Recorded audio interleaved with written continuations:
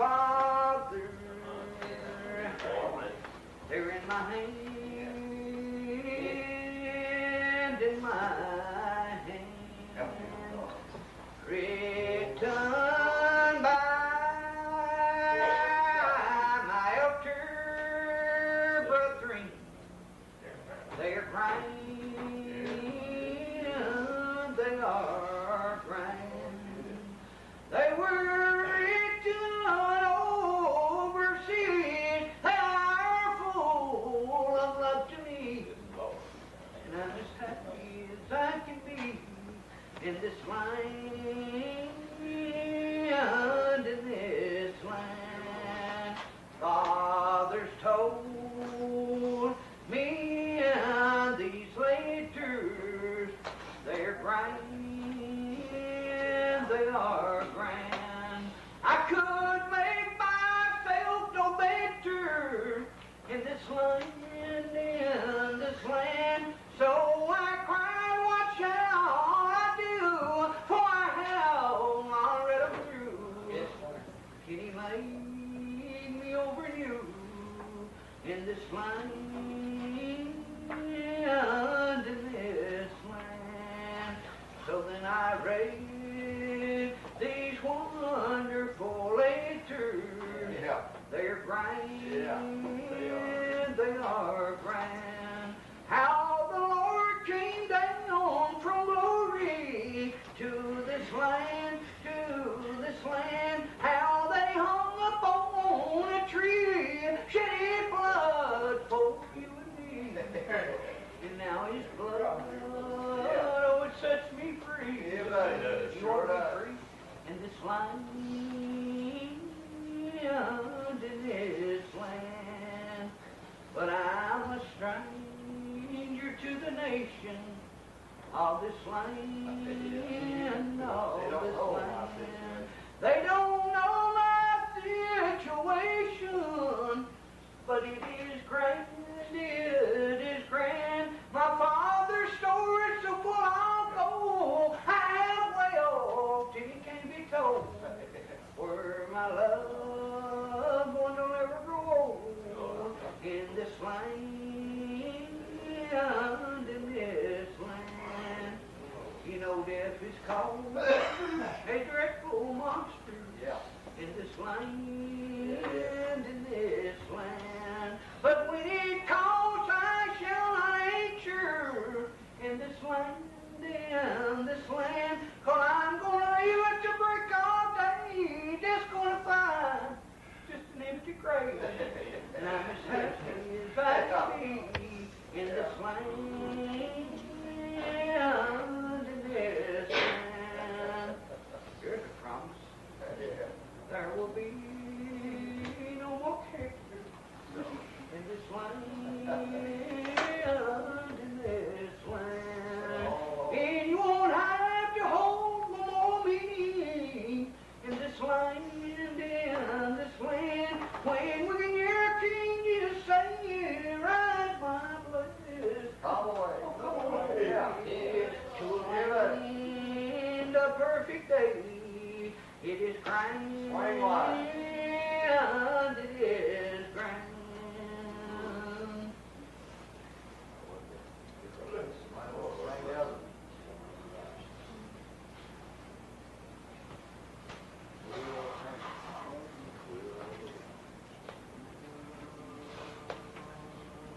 And I feel like a wheel was turning, hey, rolling on from sun to sun. I can't move on, but I ain't getting on. Seems like life, it just turns faster than I can run. Then I look away across old Jordan for a glance of the joy when I get home. Then I feel some revival in my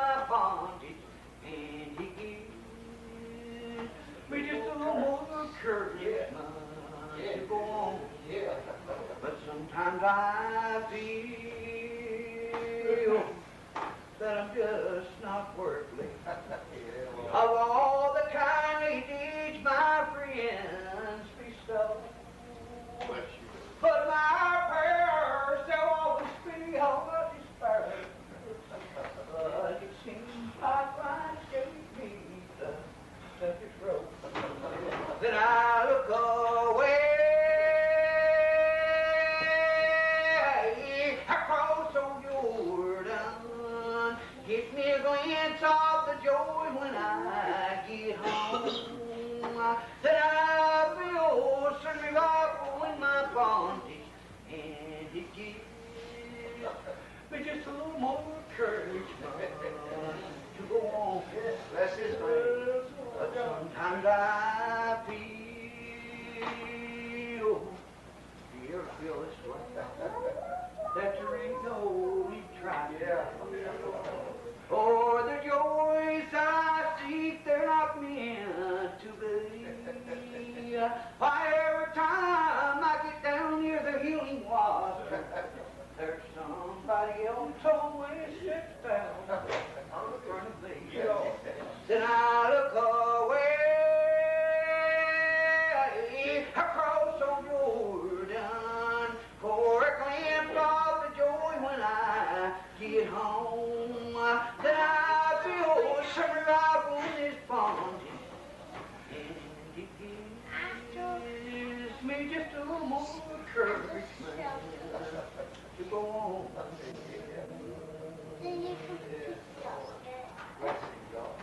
More help from your God. Dearly beloved brethren and most precious sisters and respectable congregation, in much fear and much weakness that I come before you this morning. Not before you only, but before an all-wise and merciful God. For one that knows the very thoughts and the very intents of our heart. You don't have to make anything manifested. You already know. The one that rules and super rules. Even right down into our heart. We might be doing something and keeping it hid. Things hid for a long, long time. People done that.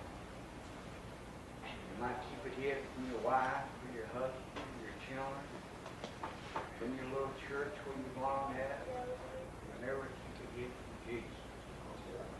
So the man sees every man and every woman just as they are. And I don't know, preaching something that I don't know how to do.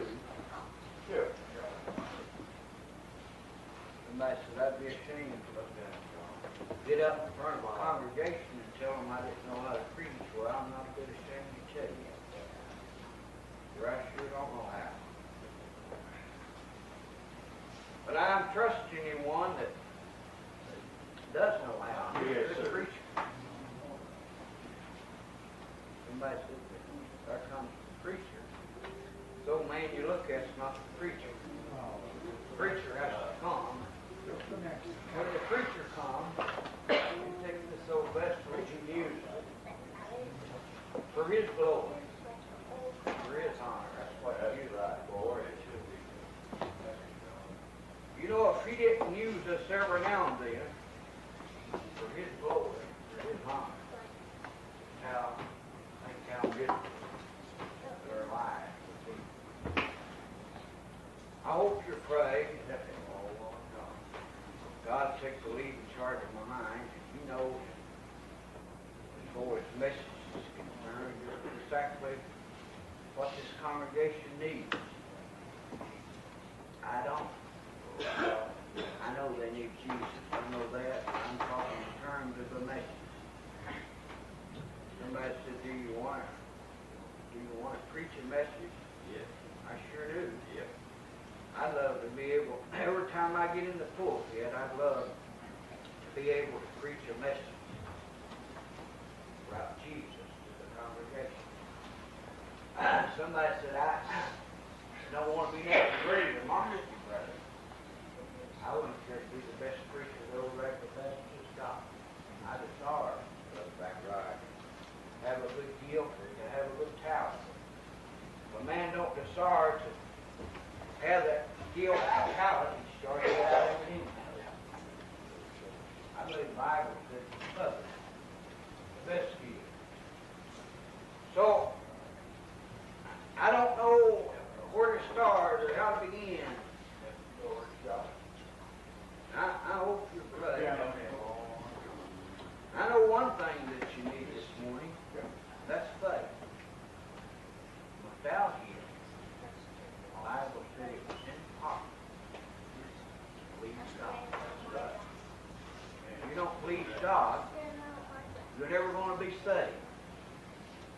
Somebody said, well, preacher, don't the Bible say God dealt to every man the measure of faith? It says that. Don't it also say in another place that not all men have faith? Yeah, it says that. That's what Paul says. These two men, I preached, these two men. There's an inward man, and there's an outward man. I believe one writer said that we should earnestly contend for the faith that was once delivered unto the saints. And it don't make no difference. The biggest day that I was a sinner, I had faith. You know, you couldn't get married without faith. You couldn't raise children without faith. You couldn't get a job, hold down a job without faith. You can't do anything without faith. But there's difference in the faith. Is that not right? There's a saving faith. In the faith, the kind of faith that you need in order to be saved. The Bible says faith came by hearing. Is that right? Yeah. Ain't hearing by the word of God. I heard it several times. So, somebody says, I've never heard. Listen, if you never hear, you're all right in your hand. Oh, listen, be honest about it. Don't try to fool young me, because you're not going to fool him. You know who you'll fool. You end up fooling your own self. Listen, so faith came by hearing, hearing by the word of God. What will this faith do? I'll tell you what it'll do. If you put it in motion, if you work with it, listen, it'll cause you to do a work. Is that right? Yeah, this faith, you could have the faith to move mountains. I put no work with it, and then it be dead. Is that right?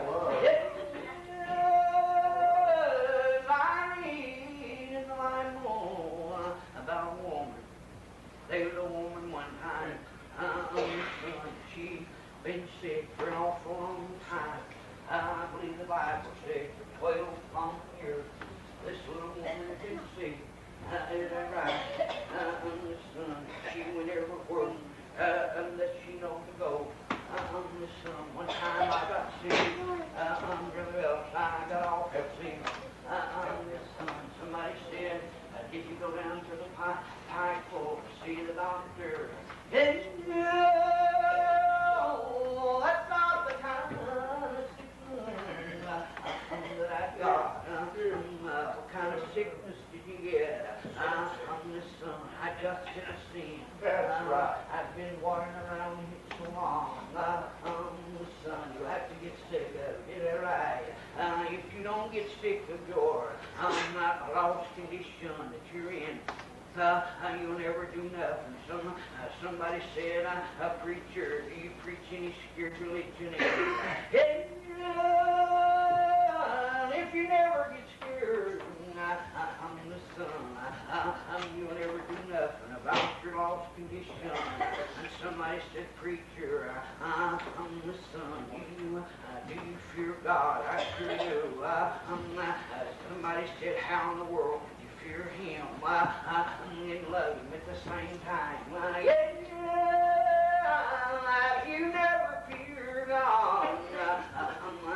You never love Him really, because you're God.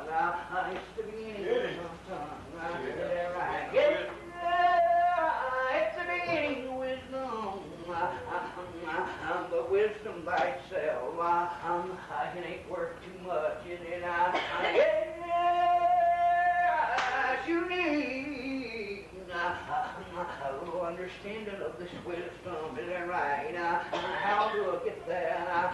The Bible said departing from evil is the understanding of this wisdom, is that right? Yes, so faith. It came by hearing. Listening, this little woman, she had this great issue of blood. Yes, she shed. For 12 long years she'd been sick. She'd went everywhere she knows to go. Did you not go everywhere that you need to go, Brother Baxter? Didn't you seek the lonesome grove? Yes, and this woman, she done all that she knows to do. She went to all the physicians, Brother Willie. They were many physicians in the land. Yes. No wonder Jesus said, you surely sound to me this proverb. Physician, heal yourself. Did you know that he was a physician? He never went to school, medical schooling. Not for a day in his life. No, he never learned better. What about that? But he was the greatest of physicians that's ever been in the land. This little woman, she tried everything. Have you tried everything today? When you've tried everything, would you try Jesus? Listen, I warranty you, when you try Him, when you lay it all in His hand, He's got something for you. Yes, and this little woman, I know one of the writers said, how can you believe in whom you've not heard? You know, you first got to hear a lot of written. I remember when I heard the gospel of my salvation. After you've heard the word of truth, the gospel of your salvation, then you'll get sealed, is that right? Yes, do you know what it means to be sealed? Mommy used to, she done a lot of king when I was a boy. Listen, and she'd get the old green beans strung up. She'd say, son, go up on the hill and get some wood. Draw some water out of the well. Build a car and old tub. I'm going to can these green beans. And she'd put them in the old black tub. They'd cook for just about all day long. Seemed like, yes, she'd have us bring them in the house. We'd set them out on the little side table there. She'd set them out on. And she had a place where she stored them at. She called it a press. I would call such a place a closet today. But it was a little space there between the old hearth and the wall. And it had shelves in it where she stored all the goods at. But she wouldn't take these beans. She wouldn't put them straight in there. No, she'd leave them out all night long. And all through the night time, I could hear them lids popping. You know what they was doing? Sealing. Listen, if you ain't been sealed, sealed, then you're not meat for the master's use, and you have to be meat for his new life. Yes, but all through the night, these cans would seal, and the next day, she would go and examine them. Boy, she'd have let me done it, I'd have made a bad mess out of it. Are you listening to me? If Jesus had left this to man, they just made a mess out of it. Having this, who knows? The Lord knows all them that are hidden. Yes, she'd say, son, you can put these in the press. They'll keep and keep and keep. And I was amazed about that. I said, how do you know this, brother? Why they've done and sealed. They're sealed up to keep. Yes, but there was some of them there that never sealed up. And we had to eat them, is that right? Listen today. We got many among the old agri-bandits that's been sealed up. Are you listening, brother? Yes, and they causing war among the family. And this war. And all it'll do, brethren, they just run their children off. Are you listening today? They look and they see all this war, and they wonder about it. But oh, listen, people today, there's so much good among God's people. If you could just get past the war and you'd see all the good they are. Lord, if you could just see the joy they are. I've got a daughter and son. Lord, I hope someday that they'll be able to feel what daddy and mommy feel. Yes, I hope they'll be able to see what daddy and mommy saw. Yes. I hope they'll be able to feel. There's good feeling in it, brother.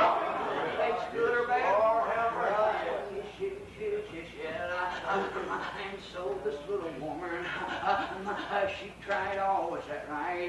Yes, but I believe one day that she heard the gospel of her salvation. I believe she heard the story about a man. I know one of that the other little woman said, come and see a man. Always told me all ever I did. He'll tell you all you've ever done today. And if you'll listen to him, and this little woman, she heard no doubt how this man had fed a great multitude. Why they were 5,000 men, besides the children, is that right? That was on top of the mountainside. Yes, and they took a little fish and a little bread, and he fed this great multitude. And yes, and she heard how that he rose a man. There was a man been in the grave. He'd been there for 4 days. Yes, but he raised this man by just speaking about it. And after she heard, you see, she'd wandered around there for 12 long years. You can't do a thing in the world till you've heard, but after you've heard the words are true, the gospel of your salvation, then you got to do something. What is it you got to do? There's only one thing that I know of that men and women's required to do. And what is that? That's to believe. Is that right? Yes, and soon after you believe, then after you believe, there's something takes place. I remember Mother's beams. Then how are you sealed? How are you sealed? Yes, with the Holy Spirit from us. And having this, the Lord knows all them that are dead. What about that? the great state of Ohio. It's got a seal, and there's many notaries throughout the state. And you can go and either one of them. They'll take the seal, and they'll seal a paper for you. Is that right today? You couldn't get the automobile license. How much out of heaven this seal? Is that not right today? Yeah, but here's a seal. That's the only one that I know of that can apply it. And that's a man called Cedars. Isn't that right today? And so when this little woman here about this man, she made it up in her heart. Lord, if I could just touch the hem of his garments, I'd be made whole. Oh, she heard about him, that he was passing her way. Would you let me preach to you today? That he's passing through Ohio this morning. When she heard, she got up and she moved out on this baby. Is that right? Yes. I moved out when she got inside of him. Lord, how am I going to get to him? There's a big multitude between him and me. How do you reckon that she got there, brother? Yes, I claim it's an old year-round way. And I claim she had to get awful low in order to touch the hem of his garment. Yes, when she got to that spot, listen, you know, there was a multitude between him and me too. Somebody said, sure enough, while there was a multitude of sin, my sins had separated me from the love of my God. Somebody said I had to get them out of the way. Somebody said I prayed, and I prayed them out of my way. That's nonsense. Bless the Lord. You'll never be able to shovel them out of your way. It takes a man called Jesus. Is that all right? To move these sins. Yes, I can see her. When she got there and she touched, buddy, the Bible said she felt in herself that she was whole. Is that right? Somebody said, preacher, I hope I go to heaven. I sure hope I do. I've heard that all my life. Hope, and if they don't know better, I guess they're all right anyhow. Is that right? I'm listening, buddy. But there's more to this than just me telling you that I hope that I go to heaven. Are you listening to me? Bless your life today. I felt something take place in my life. Right above Pikeville on a 4-lane highway. Are you listening to me? If I didn't feel something, then I told the office why I ever was to the old church. Yes, she fell within herself. That she was healed. Is that right? And now, Brother Glenn, son, I don't want you to get me wrong. And I don't want this congregation to. I don't know positively that I'm going to heaven. I don't know that because I'm moving by faith. And faith is what? It's the substance of things hoped for. It's evidence of things not seen. But I'm not so ignorant of my salvation as somebody might have you to think.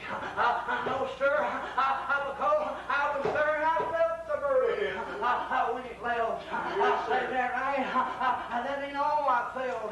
Yes, I felt something that was so warm. I never felt a feeling like this. The best way that I could describe it to the world, mankind. Do you remember them old potbelly stoves that they had? And remember in the old to the schoolhouse and they'd get them so hot, they'd be red. Yes, and have you ever got real cold? And you could come in and get around one, and it feels so warm. You take that warmness and you multiply it by millions. I'm listening, and then maybe you'll understand just a little bit about what this feeling was. Yes, it was the warmest feeling that I'd ever felt in my life. So warm was the feeling, so good, that it took me a while to realize just exactly what it took place there. Do you know what it was? It was the love of God coming inside of my soul. Yes, and this woman, she felt that. And she knew. If you know anything about it or not. I know what I'm telling you, I know all about it. I know what took place in my life. And she knew there was something that took place there. Because she felt the issue right up. Jesus said, somebody's touching me. Somebody's touching me. And the press began to inquire and say, they said, Lord, are you thronged about in the multitude here around and about you? And you're saying somebody touched me. Oh yeah, but I know this is a special kind of touch. It's a different type of touch. Jesus didn't even need to say that much or know that much about it, that it was a special kind of touch, because he's the one called the woman. He already knew all about her case anyhow. If he hadn't called her, she wouldn't have never been able to come to him no how. He'd already called her. But you know what he was saying all this for? He was wanting this woman to do something. To do something. Confess. That's what he wants you to do today. He wants you to come forth and confess. God saved your soul. He wants you to go home. Tell and show your friends just what great things it is that he's done for you. See, that's what he wanted, but this little woman, she was healed, but she was going to hide it. She was going to pull back and not let nobody know about it. But in order to bring her out, he said, somebody's touching me. Somebody's touching me. She seen it wasn't hid. You couldn't hide it no way.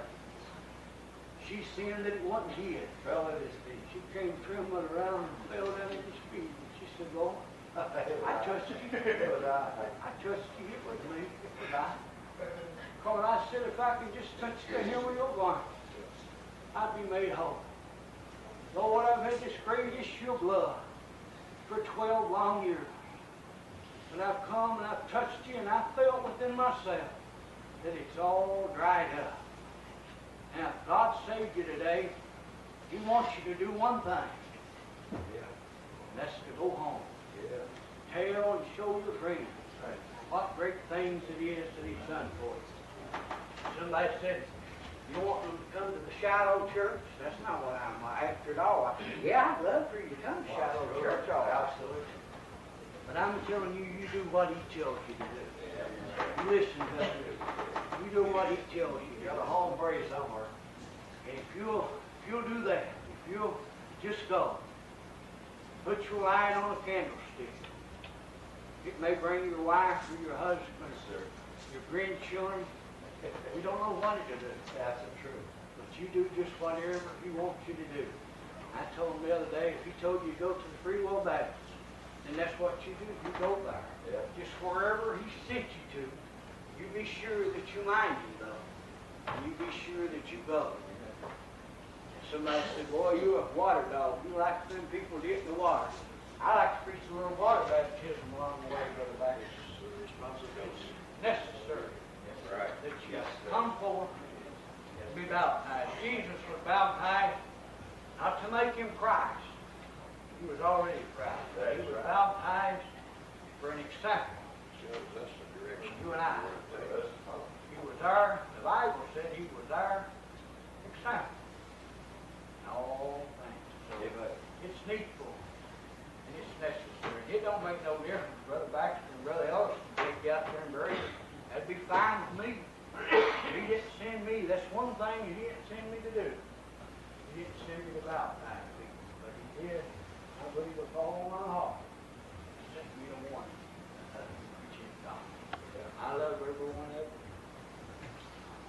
want you to give these two brothers your great attention. Yeah, right. They're both soldiers. Both of them came a long way. They'll not get a dime out of it. Boy, still, they're golden. Yeah, I said, what makes you go back to travel that way so long, so many miles? Oh, Lord, you can just get what I feel on that 4-lane highway. Even you travel all them many miles. Yes, sir. I'm so tickled. 2 weeks ago, I watched this young man, see him right back here. I watched him lay back in the liquid grave right over here in Cincinnati, Ohio. And I'm so pleased to see that 2 weeks later, he still is out going to the house. Yeah. Yeah. We need a lot of young people. Yeah. They won't just sit down after the Lord's table. He don't want you to do that. But he wants you